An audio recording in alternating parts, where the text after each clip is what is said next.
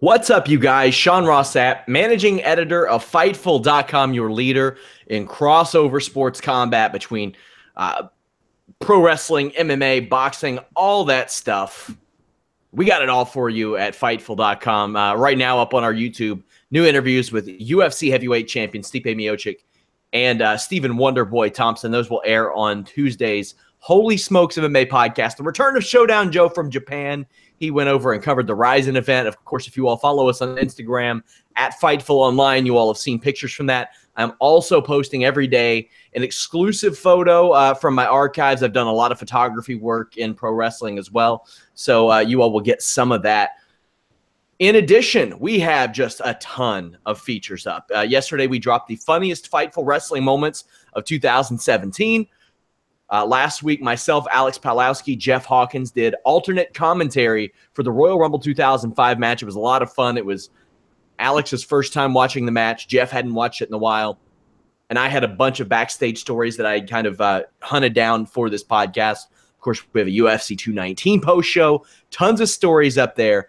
Tons of exclusives. I got that Fightful Wrestling Weekly that drops every Thursday or Friday. Chock full of exclusives. Our boxing newsletter. We got it all at Fightful.com, my friends. Without further ado, it is time for the award-winning Fightful Wrestling Raw post-show podcast. And I am joined by the aforementioned Alex Pawlowski. Alex, what did you think of the alternate commentary we did last week? That was a lot of fun. It was a lot of fun. I had a blast doing it. It really reminded me of watching the stuff because it was my first time watching it. So watching it with buddies on the couch, a few beers in, just riffing on ridiculous stuff in the Rumble. Yeah, I had a blast and looking forward to doing more of those in the future, hopefully. Oh, by the way, Happy New Year, Sean Sapp. It's 2018. It is 2018, and we have not been demonetized one time this year yet. Not yet. Not yet. But then again, Anna's on tomorrow, so it's going to be happening. I think. It's not only that, when Anna's on tomorrow, technically it'll be the third day of the year for her. So, I mean, if we can get through two solid ones in Australia, that's a win. That's a win. That is a win. Yeah. Definitely, guys, go check out our funniest Fightful moments of 2017. That was a lot of fun to look back and see. And I'm sure some got left out, but I was trying to condense it to like a 35-minute video. It is also on our podcast feed as well. We all the time have shoot interviews dropping on those. I'm releasing those. We have a little bit of a different format on Listen Your Boy where we have one guest a week, and we'll do two segments from each guy. Then I'll release the interview. But plenty of those coming up as well. And we will be doing more alternate commentaries. Now, there will be sometimes, like if there's a slow weekend or something, I might just pop on there and do one at random myself. And there will be times when Jeff and Alex join me. Alex had a great idea with the Elimination Chamber coming up very soon. We are for sure doing one on an Elimination Chamber because that's kind of a longer match that facilitates a full podcast and stuff like that. So definitely go check that out if you all haven't. That was so much fun to do, and I've been getting a lot of positive reception on it. And it's something that I used to do like 4 or 5 years when I had my own outlet called Cage Passion Media, but the technology wasn't there and the viewership just wasn't there back then. And it was when WWE Network was just getting its start, and it was a lot of fun then, but it's way more fun now. So definitely check that out. We got Monday Night Raw to talk about. Before we get into that, John Cena announced that he was entering the Royal Rumble. No, not much of a surprise, Alex. No, he's obviously going to come back for the Rumble. I mean, he's going to be at the event. It's one of the big four. He's going to be there for that. Everyone's like, oh, well, guess who's going to win? I'm like, come on. It's 2018 Cena now. So he's going to show up. He's going to eliminate 4 dudes. He's going to get knocked out. He's going to disappear until Mania, like until the build to Mania. Or they'll have something that happens in the Rumble that'll lead it up. I don't think he's winning this thing by any stretch of the imagination. Yeah. He's going to have a big showcase spectacle match at Mania that won't involve a title. Like, that's my opinion. Had the Jinder Mahal project worked, I think that John Cena would have stood an excellent chance at winning the Royal Rumble because that's what they like to do. They like to, these days, seem to give it to the second biggest, or I don't want to say second biggest because Randy Orton versus Bray Wyatt wasn't even the second biggest thing But they on last year's Mania. Screwed that up. It could have been so great. Yeah. If they had kept Luke Harper in that title picture and forced Bray in the match at Mania to choose between Randy and Luke, which one he trusted, and he chose Randy, and Randy turned on him in the match, they could have done so many cool things with it, but instead, no, projector worms. Still bitter about that. Pat Fannin, one of our writers, says, shout outs to Cage Passion Media. Pat actually wrote for me at that place. It was you all can hear more about it on the MMA Industry podcast I did with James Lynch a while back. Also very valuable if you want to learn how to get into MMA pro wrestling media, but it was an outlet that was basically for a local MMA promotion. We took it and made it our own thing, and it was a lot of fun. I did a lot of the stuff that you'll see me toying around with on Fightful. I originally tried out there and kind of honed it and stuff. Also, I almost forgot to mention, Wrestle Kingdom 12 this Thursday. We got live coverage and discussion. Come join us. Chat it up on our boards, chat it up on our forums at 4 p.m. Eastern, tentatively. Now, if I push it back to 4:30, don't worry. We're still doing the show. But myself and Robbie Radford will be doing a show that Thursday. I wanted to give everybody kind of time to watch it. I had to give myself time to watch it, digest it, take some notes. But definitely, guys, look out for that. And go to our Fightful Wrestling page, fightfulwrestling.com, and look at Brian Rose, our associate editor's deep dive into WWE's 2017. I'll have him include that in the fight size tomorrow so you all can get a fresh link to it. But WWE Raw, and the roster came into this a little hampered, Alex. Paige got hurt last week. I broke down the injury that happened. It was Sasha Banks, and they did the spot the night before, which, if there's any saving grace, Paige knowing that type of move was coming helps a little bit, but she didn't know it was coming that hard. If you watch Bayley do it the night before, Bayley's weight was all back on the turnbuckle. Sasha's was pushed forward. It was velocity was much higher. I could see why she didn't feel too great after that, but she's in the Rumble. So is Sonya Deville. So is Mandy Rose. Braun Strowman had to be taken off of the holiday tour. That was bad. Enzo got hospitalized today, which made for great stories on Raw. Also, Samoa Joe got cut open this weekend. It was a rough go of it for the Raw roster, Alex. Yeah, I heard about Samoa Joe had to stop the match for that. It sucks for the people who paid to see it, the holiday tour, because I know if I'm putting down money to go see a Raw show, Braun is like at the top of my list of who I want to see. But I'm happy it was just an illness and he fought through it and, well enough to destroy the lives of two men at the same time tonight. So he's okay. Enzo is Enzo. So everyone's going to be like, well, is it really the flu or did he party too much last night? And like you've created your own reputation, dude. So you can't like be mad at people for thinking that. But I'll admit that was my first thought. I was like, oh, Enzo, what are you doing? Getting IV fluids. But, honestly, what we got out of the Cruiserweight division tonight was a happy accident. We were never supposed to get anything like that. And what we got was a lot of fun. We'll get to that. But some things, it turns out to be all right when people miss stuff. But I'm happy Paige is okay because that was scary, that video. I'm happy that a lot of them seem okay. Samoa Joe's all right. Braun Strowman's all right. By all indications that I hear, Enzo's going to be okay, and Paige is going to be all right. That's good. I particularly worried about Paige, and it's something I brought up several times on the podcast, Alex. That type of neck injury, it's almost uncharted territory for a woman in WWE because Nikki Bella came back, and you saw what happened. She re-injured herself. Lita came back, but Lita was a moonsault and some really rough bumps. She didn't often bump ideally, like how a lot of people would want to do it to protect themselves. And she didn't wrestle that long after that. A couple years, she was done. So Paige is much younger too, so there's a lot to watch out for here. Opening segment, Kurt Angle welcomes us to Raw and reveals that the Women's Royal Rumble will have the same rule as the men's. I am stoked about this. I'm cool with 30. And to me, you can't have the big Mother Goose celebration with Stephanie and then do 20 women. You can't just do that. Or say, oh, well, the middle rope, and I didn't think there was any chance. Like, people were asking me, well, is it going to be the middle rope? Or are they going to go over the middle rope? And I thought maybe a 5% chance, but it's hard for me to imagine that they would have over-the-top rope battle royals in NXT with regularity and then deem this, oh, it's through the middle rope. Yeah, I always figured it was going to be over the top. I mean, through the middle doesn't make a lot of sense. That's just the whole point of a Royal Rumble, any kind of over the top battle royal, is that if you don't go over the top, you can hang out on the apron, you can roll to the outside, all that kind of stuff. It's like shout out to my Fightful Books It podcast, Royal Rumble Changes. Yeah. I'm really happy for this. I always thought it had to be 30.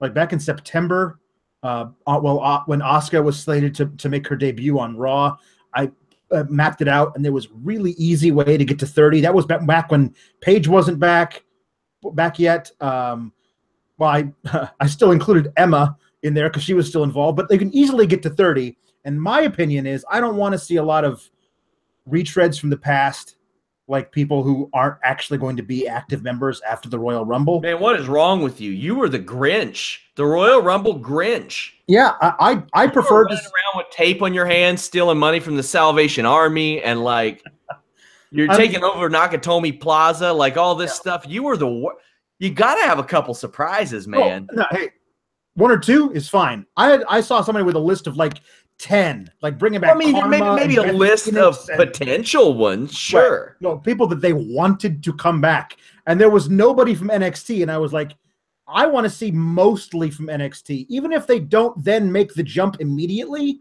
Introducing them to a WWE audience on a major scale like that, like they did with Ty Dillinger last year, could be a big thing. But personally, I want Billie Kay and Peyton Royce to enter at the same time as like numbers 26 and 27 and come in and do a great showing and then stay on the main roster. Like I think eventually a match between those two and the Bella Twins is like a passing of the torch, like duo type of thing. But as we look back, there have been a couple of Royal Rumble surprises. Ty Dillinger last year, AJ Styles the year before that.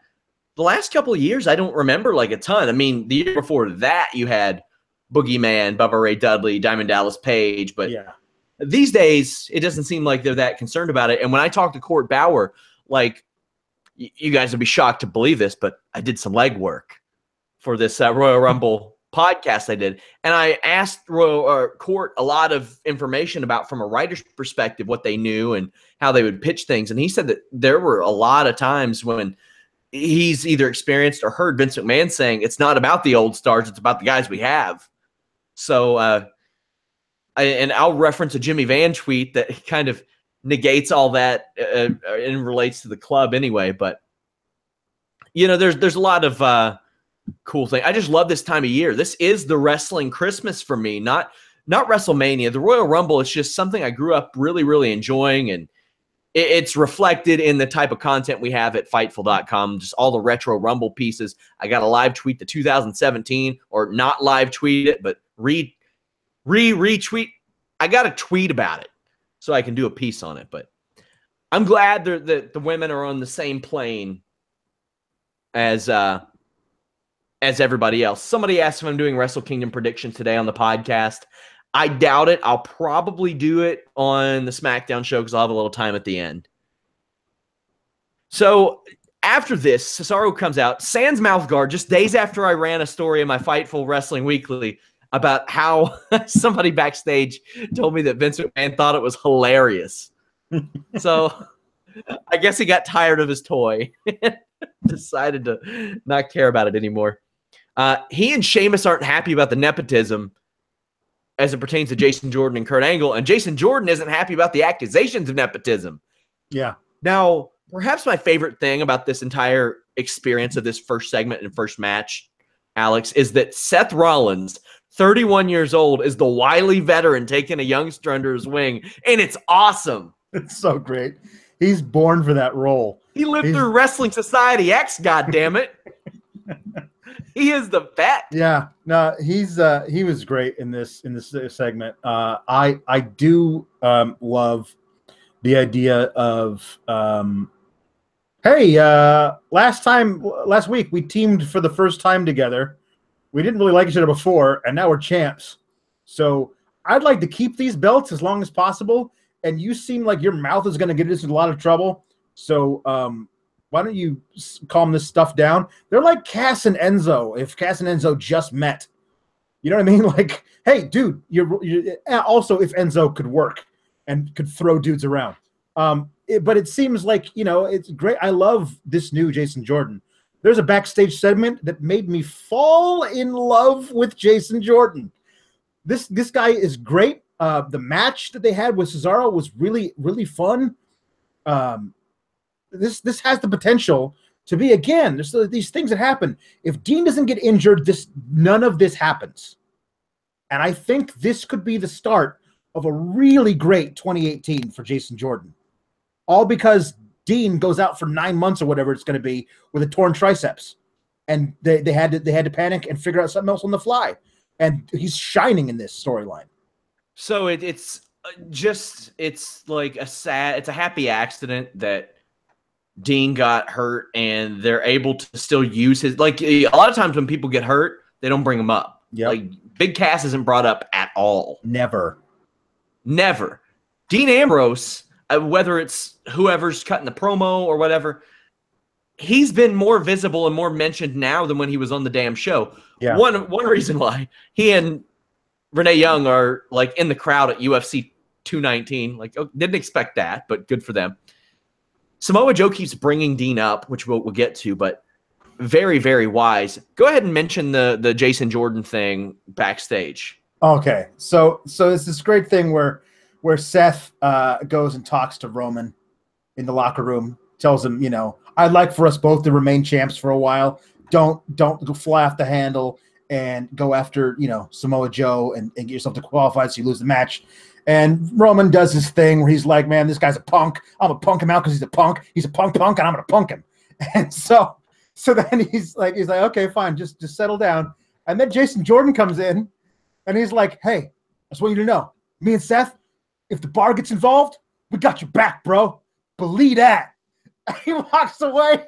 I was just like, he totally knows. Jason Jordan totally knows who this character is. And when you find that as a performer, like, I know who this guy is, all of a sudden everything changes. And this guy who's total overachiever, he absolutely is being played favorites with, but he resents the implication that is happening. All of this stuff, all the layers. Jason Jordan is finding out what this guy is, and it's beautiful to watch. Roman Reigns the night after WrestleMania. Yeah. Like, that's when you just find that groove and you embrace it. I don't remember, like, there hasn't been a Roman Reigns promo that I've looked at since that time and been like, that was crap. Like, yeah. I can't think of any situations they put that guy in. And if Jason Jordan takes control and embraces this character and what it's supposed to be, man, just the things that we could see out of this guy. His drop kick is great. I'm very much looking forward to Cesaro and Jordan matches for years to come, hopefully. Jason Jordan has got to get some gear, though, that makes him not look like he's the leader of the bar. He's either that, or maybe the bar should wear a different color. He's got other colors of gear. I've seen them. Yeah. He's got Steiner's gear, for the love of God. Yeah, exactly. So Cesaro works over Jason Jordan's leg masterfully.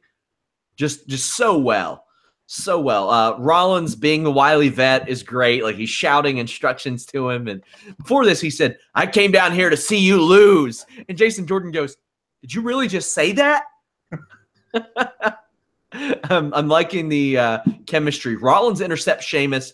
Jordan hits his finish for the win. Does that have a name yet? Because I don't think it does. It's a wheelbarrow neck breaker.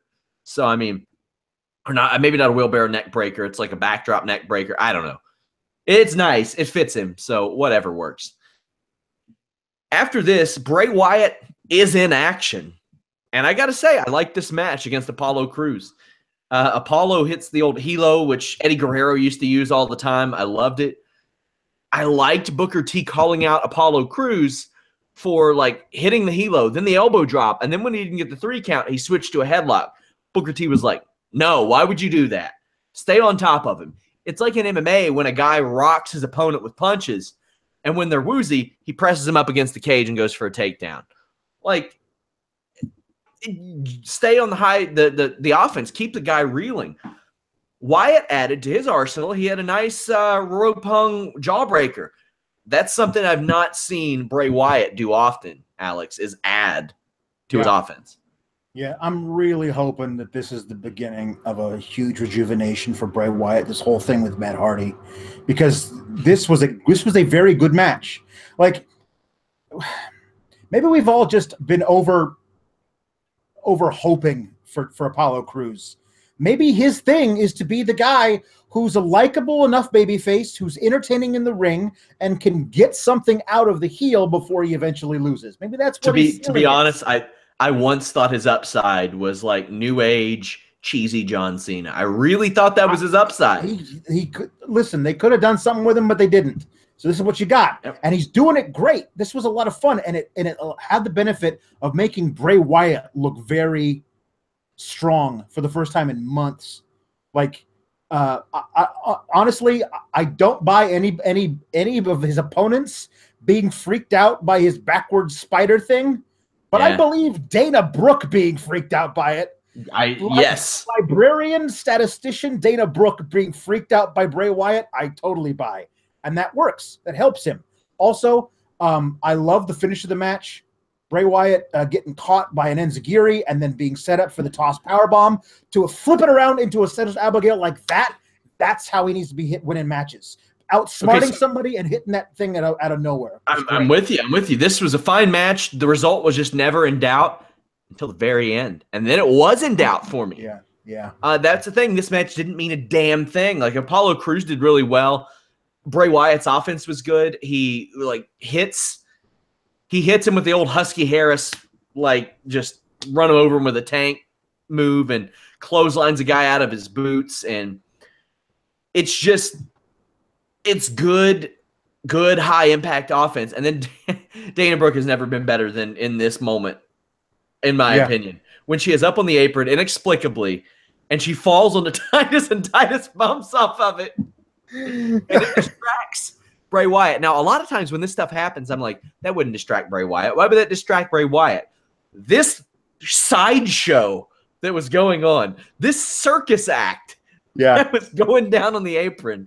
Yeah. I don't know how anybody couldn't be distracted by it. And for a split second, I thought Apollo Crews was going to win this match. And as this match was going on, in my mind, I'm thinking, we're about due for a major upset on Raw. Mm-hmm. However, I think they'll do it at Raw 25 and tie it in with the 1-2-3 Kid Razor Ramon deal. And, there are ways you could do that. But my prediction is that Kurt Hawkins gets his first win in forever on Raw 25. But they did just put out a shirt of him. That's true. That's true. 0-200. Is it 0-200? Oh. Well, yeah, that's the number of marks they have. They do the thing and then the cross through. Because I know he just actually made it to 150. So yeah. So if they think they're going to keep this going for another year, that's fine with me. I mean, he's good at what he does. He's solid. I don't want to see it. When they brought him back, I was like, why are they bringing him back? If they're bringing him back to losing live events and then show up every month on Raw and say, hey, I'm still losing. Yeah. Whatever. Also, the guy did some pretty good shoot interviews back in the day because I don't know if he thought he was going to get back in WWE. And he was willing to he was willing to be very blunt, and I can appreciate that. But I love the finish of this match. It was a really, really great finish for a match that I didn't give a damn about. Shouldn't have given a damn about. It was a good match. We get a Woken promo, and really it's not the Woken promo that's a story to me. It's just Matt laughing. But it's how Bray sells it. Yeah. Because Bray Wyatt, the deliverance guy, the audio-visual tech man who's had worms and all this goofy shit, sells it like, this guy's weird. Yep. He's like, haven't you ever heard of boundaries? And he's just getting laughed at, and then he's like, listen, I found a house in the middle of nowhere and tricked it out with babies hanging from the roof. And Jimmy Van offered to buy me that house. Yes, I remember. And did the backwards ghost tractor come with the house? Because if not, I understand why he passed that up. Hey, man, they got Google Fiber there. I almost did it. This is the kind of stuff that Bray Wyatt gets into on the reg, and Matt Hardy freaks him out, and that's totally cool. Also, I'm letting it be known that I am now going to pronounce the word omniscient as omniscient for the rest of my life because I love Matt Hardy's pronunciations. So great. So there was a lot of great backstage stuff that I really, really enjoyed. I'm a fan of the little inset Royal Rumble announcement things because they did that when I was a kid. I remember I used to watch Saturday Morning Mania, probably because it's the only thing I could watch before my parents got up. I wasn't supposed to watch wrestling as a child. You know, that's just the type of thing. It was frowned upon where I lived. And I would love that they would always announce new Royal Rumble entrants, or they would have inset promos announcing Royal Rumble entrants. And we got that out of Bayley, and we got that out of Absolution, and they were fine. But backstage, Alexa Bliss is getting ready for her Asuka match, and she needs Nia Jax. And she has been a major cock block for weeks. Just Dikembe Mutombo in a blonde white girl's body. Just no. Not today. Well, Nia Jax was not having it. Her chicken soup was getting cold. And that is not okay. I love that Nia Jax was taking Enzo Amore chicken noodle soup. That was fantastic. It was real. That's what you would expect. Yeah. Like, that's so simple, but it's not something that you think, like, okay, do that on this wrestling show. She's taking a guy that she has a crush on, some chicken noodle soup. Yeah, I totally agree. I thought this was a lot of fun. Somebody says they need to do a chicken noodle soup on a pole match. But here's the thing.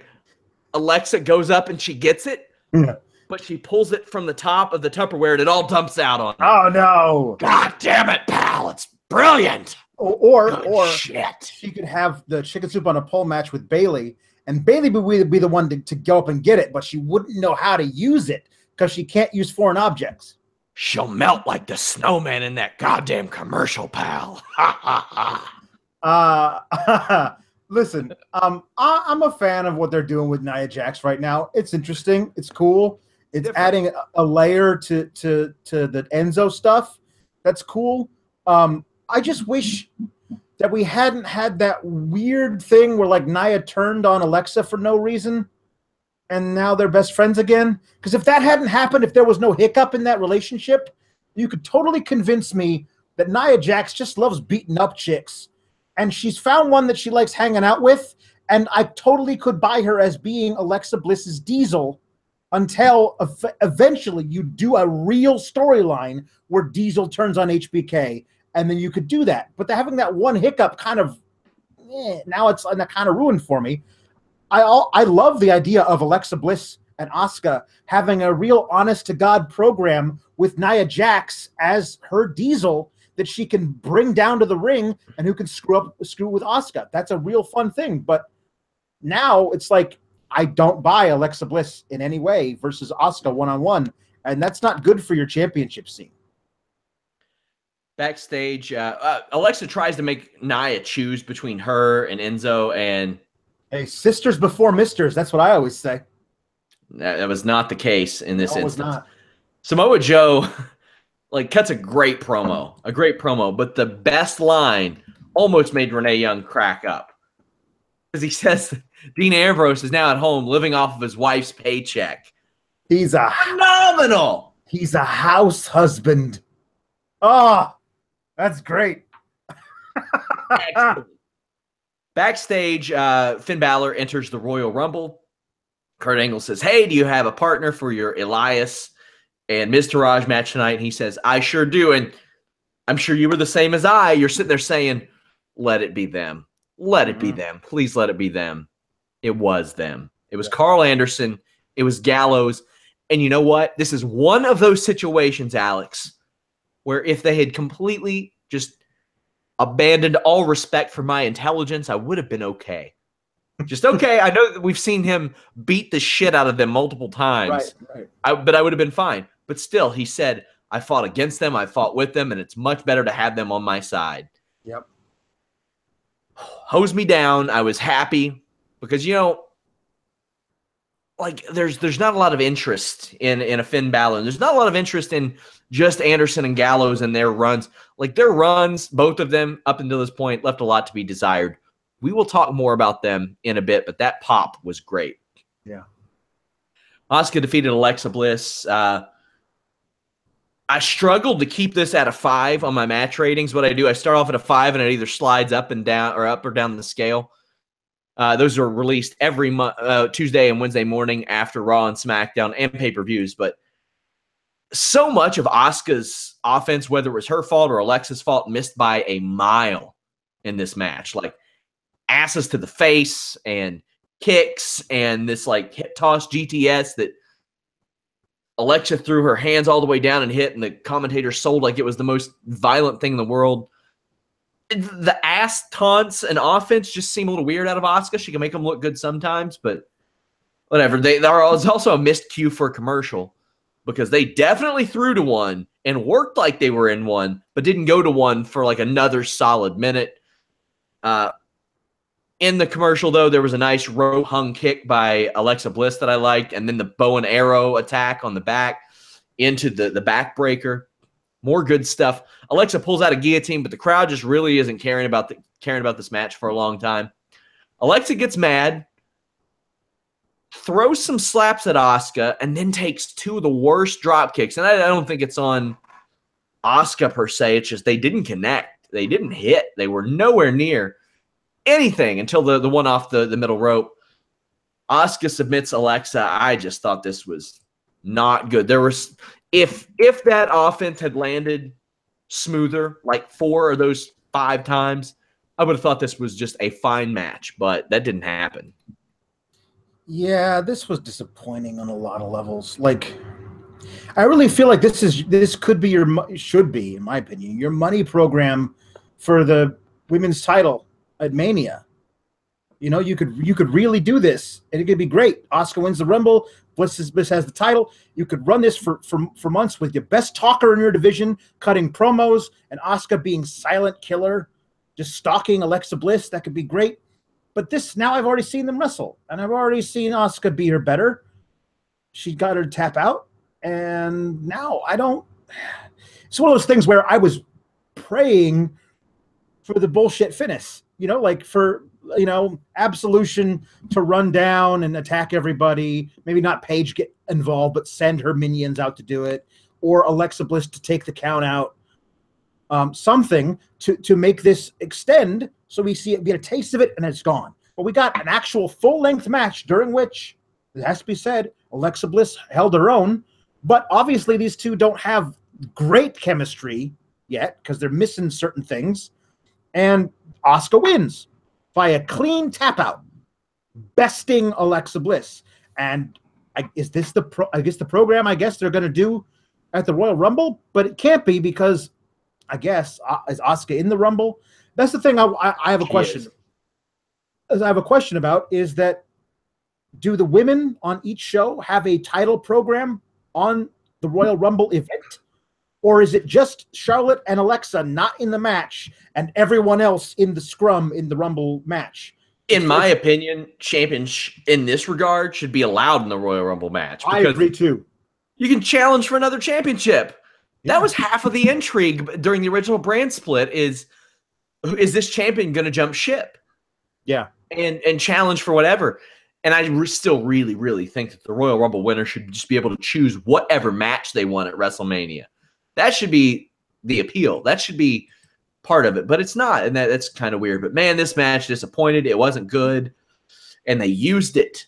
They used it on this turd, and yeah. I just didn't like it. Just didn't like it. Braun Strowman defeated Rhino and kind of Heath Slater. I mean, he defeated both of them. I just don't know if Heath Slater was ever officially in the match. Heath Slater's theme represents he and Rhino, who are 2 men. Yep. Yeah, I know. And it refers to both 1- and 3-man bands.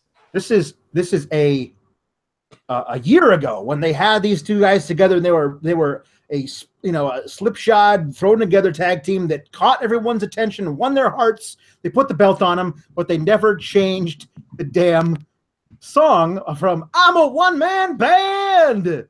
And I thought, well, eventually the falling out they're going to have is going to involve Rhino saying, dude, I'm a part of this tag team too. And also, hello, we win all of our matches because I gore somebody.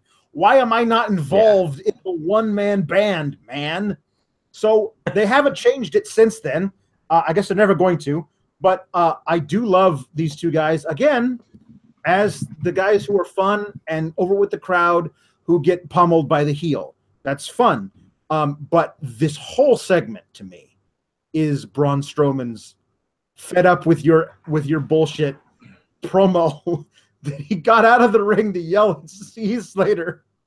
He grabbed a mic and he says, hey, you, listen, you got two choices. You can get down off that apron or you can get in the ring and get these hands. And I was like, that's it. I'm so in love with Braun Strowman. I am waiting with bated breath for the day that Braun Strowman takes a mic and says, ho, cash me outside.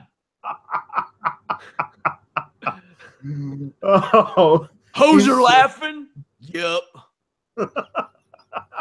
He's so great. I love this. And the crowd loves this was the hottest the crowd was all night was for Braun Strowman power slamming Heath Slater and Rhino over and over again. Over and over. And it was I immediately sent a text to somebody who was at Raw and I said, was it supposed to happen that way? And they said, no, but it's a good thing that it did. So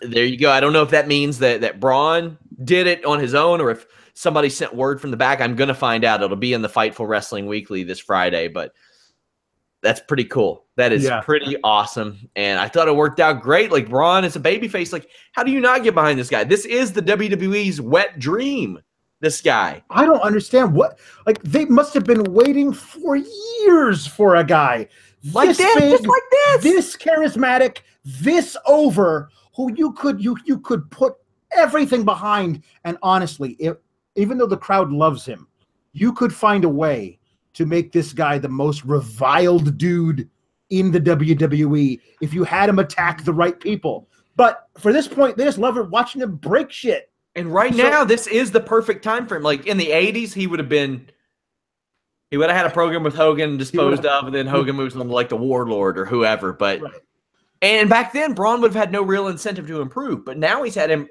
like, all this incentive to improve. And he's just gotten so good. And, you know, I've had a lot of people say, well, maybe he moves to SmackDown. And if he does, thumbs up. That would be a lot of fun. You know, I'm not going to sit here and be upset over the potential Braun Strowman AJ Styles match. Oh, my God. Just hook it to my veins. And if you're looking for a guy, like, you know, back then they had Cena and Batista. Anchor your brands to Roman Reigns and Braun Strowman, and I'm cool with that. Now, there is that thing, like that almost that Sami Zayn, Kevin Owens aspect where I don't really necessarily want to see Reigns and Strowman on different brands because I love that they can always just revisit that with one simple, I'm not finished with you. And all of a sudden, there you go. You got a program. You don't have to write anything for that. Listen, you just have it. Yeah. This is the thing that, like, I know that they want to do the thing that they're going to do with Roman and Brock at Mania, but if Braun somehow loses, he's going to lose at Rumble. The night after Royal Rumble, if Roman comes out and he says, "Okay, fine, here's a challenge, open challenge for Intercontinental title," and out comes Braun, the crowd's going to go nuts because they're going to get to see those two guys throw hands again. And you could put the title on Braun or whatever, but you could easily create a whole new package around these two guys again. So, yeah, I'm fine with Braun staying where he is, but oh my God, the potential of that AJ Styles versus Braun Strowman match is just, can't wait.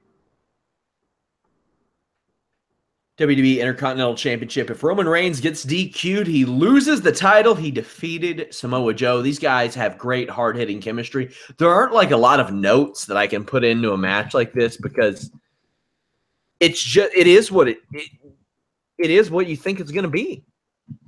It's him and Samoa Joe beating the crap out of each other, hitting each other hard. You know, I don't like Roman Reigns' clothesline. That's really about it. Most of the offense I really like. I do love Booker T making such a big deal out of Samoa Joe choking Roman Reigns with his own arm, which is common practice in like grappling and stuff. Like you use somebody's own shoulder and arm to cut off one carotid artery, but Booker T sold it very well. It's just good upper card level work. Like there's not like a single move I can point out and say, damn, look at that, or look at this, look at that. It's just real good stuff.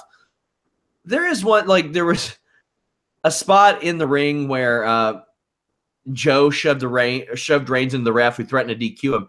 And on the outside, I don't even know why they have Reigns tease using the stairs. I think that's like 1990 pandering trash and stuff like that. Oh, he forgot. Whoa. Okay, sure. Reigns is the master of the very last second kick out, at least in America. Coquina clutch gets countered into a spear. Reigns retains. This was good stuff.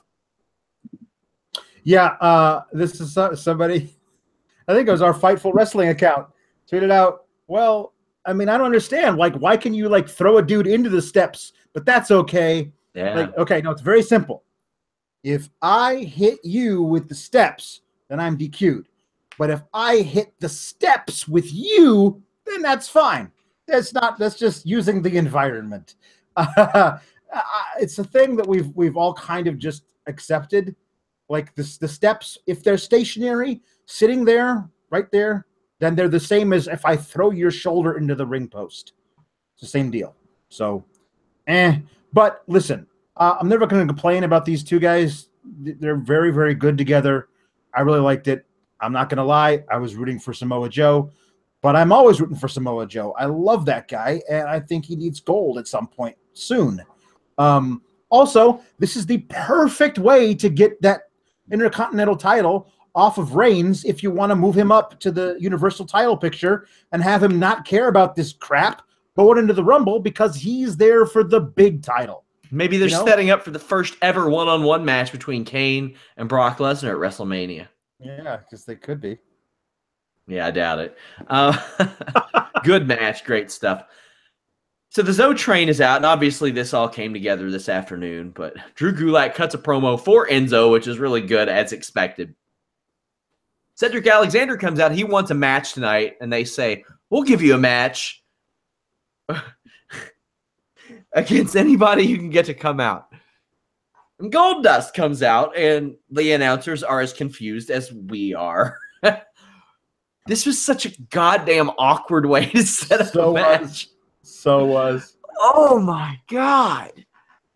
Like, I don't even have an analogy for this. Yeah. It's just, I've never seen a situation where Goldust has no issue with the Zoe train, apparently. Like, maybe he hates PowerPoint. Or maybe he's like, he just said maybe Sean Daivari pissed him off back in the day or something like that. Those two guys, Gulak and Daivari, are the two lowest dudes he's ever come across. That's fine. Whatever. Was that a short joke? Might be. Listen, this whole thing was, again, one of those things where if Enzo is there, we get a match between him and Cedric where Enzo probably retains. And then everyone who was rooting for Cedric is all upset and they're, boo-hoo. I would have been rooting for Cedric and I would have been wanting him to win, but whatever. Instead, Enzo's not there and we get Gulak coming out and reading a note from the desk of Enzo Amore on Enzo Amore's personal stationery, no doubt. And he does it, of course. He's like, what do you think his personal stationery is bordered with? Leopard print, just all leopard the way around. Print the whole way. Yeah. So he also was like, I love that he looks at it and he goes, well, that can't be right. A couple of haters. Like he's Drew Gulak, I'm going to say this. He is the best thing in the WWE right now. And that's saying something because there's so much. But I'm rating it on a curve because I did not expect this from him. Every week, twice a week, because he's always doing great stuff on 205 Live. He astounds me. He does something new and fun and different. So I love this guy. And this, hopefully, is the beginning of allowing the cruiserweights to dabble outside of their weight limit. I especially am cool with it in a tag team perspective. Right. Because I don't think there should be a junior heavyweight tag division in New Japan either. Like a junior heavyweight title, sure. I would maybe rename it because junior has like a bit of a weird connotation to it. Maybe it doesn't in Japan, but like a junior bacon cheeseburger. I don't know, man. Those are pretty good. Those are good. But they're junior. They're so tiny. Sometimes I'll order those as opposed to like I'll order like 3 of those instead of 1. Yeah. Because it feels like Wendy's makes them fresher. You know what I mean? Like it does feel that way. It seems that way. Not to get into fast food habits with you guys, but that's how your boy rolls. So in this match, like I wonder if agents, wrestlers, whoever realize that if you turn your back and get your ass kicked for it, it's not sympathetic. I don't want to sympathize with a dumbass. Yeah, it's true. And that happens all the time. Yeah. That's your hands down, man's down. You're getting your ass kicked. It's the bottom line. Goldust and Gulak mess up a running bulldog spot, but Goldust still got it chance right after this. He takes about an hour to set up a body press. I thought he was going moonsault. I was so ready for it. Too. I think maybe he thought he was going moonsault. He was like, "Nah, I'm gonna do the flying crossbody." He's like, I'll let Cody do that one. Thanks. Goldust in the best shape of his life, nowhere near 205. Lumbar check, win, fine match. The Balor Club defeated Elias and the Miz Taraj. The Miz Taraj announced that Miz is coming back next week. Can't wait. This is the first time Balor's teamed with Anderson and Gallows since March 2014. Balor looked thrilled. There's some motivation in Gallows I've not seen in a while. Last time I remembered him in the ring, it didn't look so good. Jimmy Van, founder of Fightful.com, who you all can see Wednesdays on the list, and your boy, had a great tweet. He said, that smile on Balor's face is genuine. Credit to whoever it was for explaining to Vince about the club's past, reminding him once he forgot, and then pushing him after he originally changed his mind, probably twice, about this match. I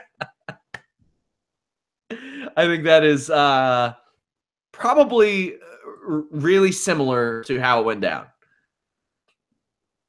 Yeah, I loved all of this. I don't know what took them so long, but God, they're so great. Like, listen, we've been saying this whole for weeks, months. Gallows and Anderson are baby faces. Like, they don't behave like it. They call people nerds, whatever, but they're baby faces. They really are. Like, there's these lovable bullies that you kind of hope they're on your side. It's great. They could absolutely, I've said this many times, they could be the new APA. You could be a lot of things. You could do these with these guys, but there's nothing better than teaming them with their old buddy Finn Balor and relying on that history. Finn looked so happy to be back with these two guys. It's something that you could really work with. And if Finn ever gets back into the main event scene, he's got these two dudes watching his back. Like, that's a cool thing that you can run with too. And it's really easy to flip all these dudes and turn them heel again, because then they're this badass cool faction, you know? There's a lot of cool stuff you can do with it. But I loved it. And Carl Anderson gets to be completely, he do all of his high-flying fun. He did a damn slingshot body press over the top rope. He absolutely did. He got to do some babyface stuff. And Luke Gallows, his hot tag as a babyface is going to be something people get behind. Like, that's going to be a lot of fun. His running body splash, his giant big boot, stuff in the corner, that's all going to go over big with the fans. I'm loving this. Please, WWE, I'm begging you, don't back out of this. Don't screw this up. It's going to be great for everybody involved. It is the best use of these 3 guys. 100%. Lesnar comes out. You've heard a Paul Heyman promo before. It was good. Kane comes down to the ring, choke slams Lesnar. Lesnar, with the title on, sits up and laughs. I thought that was a great callback to the Undertaker feud as well. Like, little things like that. He cracked Kane with the title, and I don't know if he meant to go over the top rope, but he did. They have a pull apart. Lesnar is good at these pull aparts. I mean, it was a little sloppy and stuff, but fights are going to be sloppy. That's what happens. I saw somebody say they botched a lot of stuff. It's a fight. It's going to be sloppy. That's why, like, when people say, oh, well, they botched this spot, they botched that spot. Okay, when it's Roman Reigns and The Undertaker and they keep trying to balance themselves to go into a tombstone, that's bad. That doesn't happen in fights. Right. If it's somebody slipping and falling down, like if Shelton Benjamin slips on the top rope and falls down, that happens. Yeah. Shit happens. I thought this was a pretty fair way to close out the show. It made Kane look a little stronger. And, regardless of what I think or you think or the audience in general thinks, Vince McMahon thinks that Kane is a top-level star. And that has been reflected in his booking throughout this year. And even at the end of last year when he was beating like Bray Wyatt on TV, on SmackDown and things like that. What'd you think of this last segment? I liked it. I do like Paul Heyman stuff. He always has good points. Like, the only way you can hope to take this belt off of my client is by putting him up against two giant men where he doesn't have to be pinned to lose it. That's a great point. That's a great point. And he was like, I'm not saying you're playing favorites, but come on, people. What do you see when you look at those stipulations? I also love that he says, I find it hard to believe that Kane is the devil's favorite demon because I've had a conversation with the man down there. Like, he's talked to the devil himself. Of course Paul Heyman has. And then he ends his promo with Father James Mitchell. Incantation in Latin. Some weird, crazy. He says Infernis, like he actually invokes hell itself in his Latin promo and drops the mic to walk off. That's great. That's great. I did assume that during the pull apart we were going to get a Raw and Braun was going to join the fray, but he didn't. I think the brawl needed that because the crowd was sitting on their hands for some reason during a pull apart brawl. The crowd just wasn't into it. I think we're waiting for Braun to come down, and he didn't. But yeah, this is fine. This is I guess if you're going to have Brock Lesnar be on Raw, I guess the rule is he's either the first guy out there or the last guy out there. Because either his plane arrives during the middle of hour 2 or his plane leaves during the middle of hour 1. Those are the only two options. So, man, that was Monday Night Raw, and there was a lot I liked on this show. Like, it's not a Monday Night Raw that I'm going to think back and say, man, that was one of the greatest of the year, unless it's like a really bad year. But there was a lot of stuff that I liked on the show. They accomplished a lot. It's a show I could have missed. I could have missed this show, and that would have been fine. But, I didn't, look at it at the end of my 3 hours and think that I wasted a bunch of time.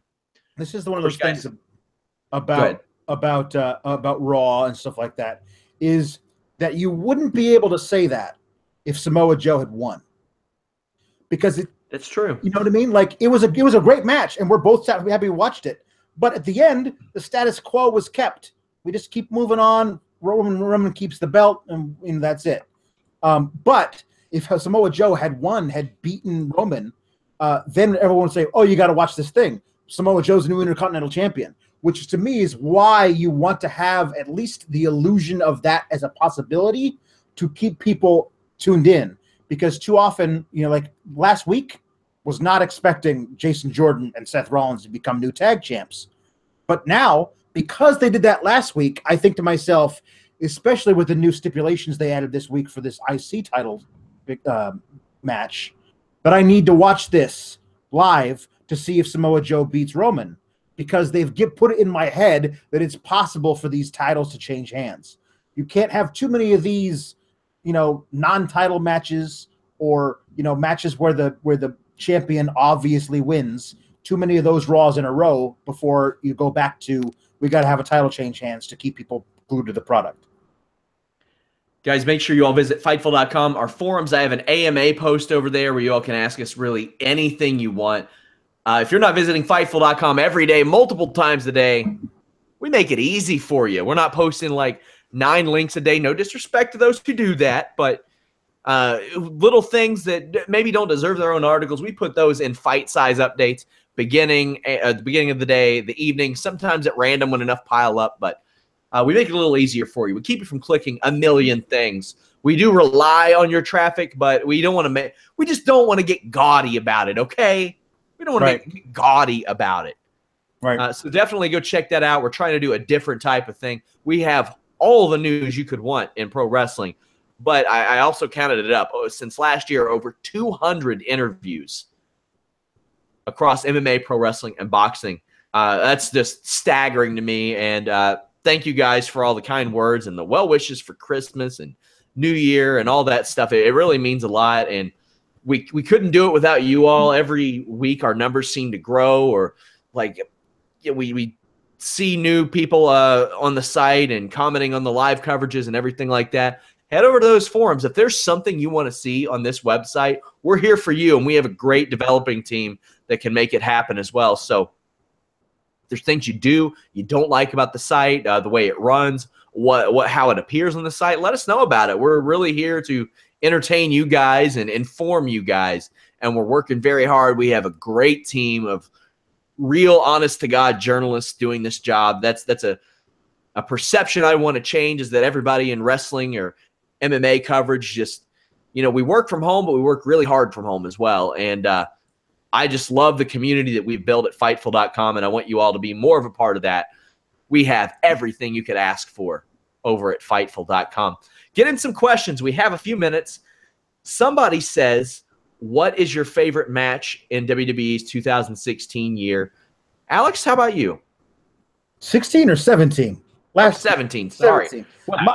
Listen, my favorite match, best or favorite? Because my favorite's got to be anything that ends with Braun Strowman, or involved in an ambulance in any way. Like we were talking about funniest stuff that happened last year on the Fightful podcast. The one thing I kept getting responses from people was our reaction to Roman turning over the ambulance, because that was kind of spur of the moment crazy. But I honestly, the one that comes to mind is AJ versus Brock, because to think what we could have gotten if they had kept that belt on Jinder, and what we got instead was these two guys, absolute pinnacles of their types of wrestling working together. That was just excellent. Loved that match. My favorite WWE match of the year was probably the Usos and New Day at Hell in a Cell. Yeah, that was just those guys were great all year. To take a program that maybe had seemed like it was going on a little bit too long, they just did great stuff all year. Also, I loved AJ versus Brock. There were things like Velveteen Dream versus Aleister Black that stand out to me as just incredible. I wanted to put together like a top-rated SRS matches of the year thing based on my match ratings thing, but I didn't do that all year. I started doing that originally to take notes for this show because it helped me remember a little bit more. Because, 30 hours of my work week is consuming this content or recording this content. It's kind of hard to remember. But then I started to put the match ratings on there. People like it. I do it out of 10. Like I said, I start at 5 and I slide up or down. So some people will see like a 6 and think it's not that great. I think that's a good match. But that I gave like that one a 9 something. I gave the AJ Brock one a 9 something. Omega Okada did that. Like very rarely do those get there for me. But I do those all the time after Raw, SmackDown. I do them after pay-per-views. So check those out. I leave my notes in there. So there might be some stuff in there that I didn't get to on the podcast. But Alex, what are you looking forward to out of 2017's wrestling year, whether it's WWE or otherwise? Gosh, honestly, the thing that comes to mind right now is NXT, because I feel like it's in a really great place. And there's so many things they can do with it. Ciampa's coming back soon. Ciampa, there's a photo, I retweeted it, of Bobby Roode spotting Tommaso Ciampa in the gym. He looks like Stallone in Rambo. Like he looks totally just jacked to the gills. And my response to that is, oh my God, Johnny Wrestling's gonna die. Listen, I have a very well thought out way that they could absolutely turn Johnny Gargano versus Tommaso Ciampa into the greatest feud in the history of wrestling. It has the potential to do that because of the way they built it for a year in advance before the turn happened. I'm going to put that all together before NXT TakeOver Philadelphia and put it all in an article and a column. Like honestly, this thing is so many layers. But I'm looking forward to that, how they handle that. probably more than anything in the WWE umbrella. Also, we will have a post-show podcast after that NXT takeover. Guys, follow me at Sean Ross Sapp. Follow Alex at Pawlowski the Fourth. Follow us at Fightful Online, including on Instagram. We're on Facebook. Go give us a like. We're on YouTube. If you are listening to the MP3 or the download, like, subscribe. All that stuff helps so much. You click that little bell, the notifications turn on. Thank you guys so much. Check out all of our Royal Rumble features. Until next time, guys, we are out.